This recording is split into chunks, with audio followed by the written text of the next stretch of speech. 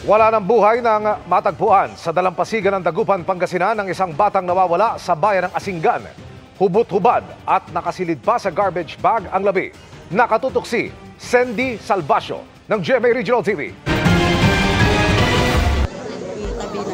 Mangingisda ang mag-live-in partner na sina Erlina at Joseph pasado alas 5 ng madaling araw nang may matagpuan silang bangkay ng batang babae sa dalampasigan sa barangay Bunuan Gasset ng Dagupan, Pangasinan. Hubot-hubad ang bangkay na muntik pang mapagkamalang manika. Nakasilid sa garbage bag ang itaas na bahagi ng katawan ng bangkay. Naghihila po ako ng duckless, ma'am. Tapos habang hinihila ko po, yung pagkahila ko po ng mga 4 na hukbang ko po, pagkatingin ko po ng ganun, paa. Tapos yung pagkaano ko na naman, bakit hilain mo na? Sabi niya, saglit, sabi ko, tapos hilain mo na, may patay na bata dito, sabi ko ganun sa kanya. Parang natutula lang, tawag ka ng dun para makita nila dyan. Wala pang pahayag pero positibong kinilala ng kanyang pamilya ang bata na una nang napaulat na nawawala kahapon, August 14. Tubong Asinggan, Pangasinan ang 7 taong gulang na biktima.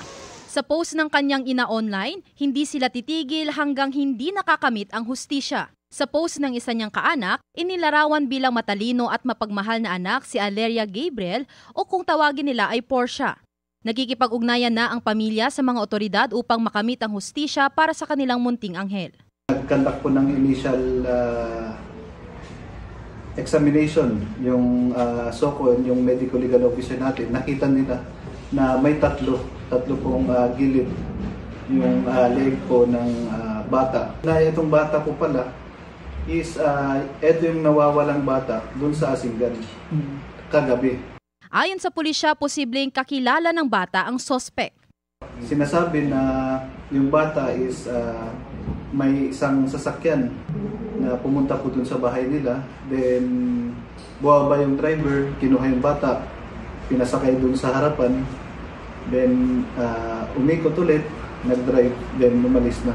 Yung suspect natin, so pag makikita natin, kinuha yung bata, hindi po siya by force. Sumama po, kinarga yung bata, isinakay, so most probably relative niya. Mula sa GMA Regional TV at GMA Integrated News, Sendy Salvacio, nakatutok 24 oras.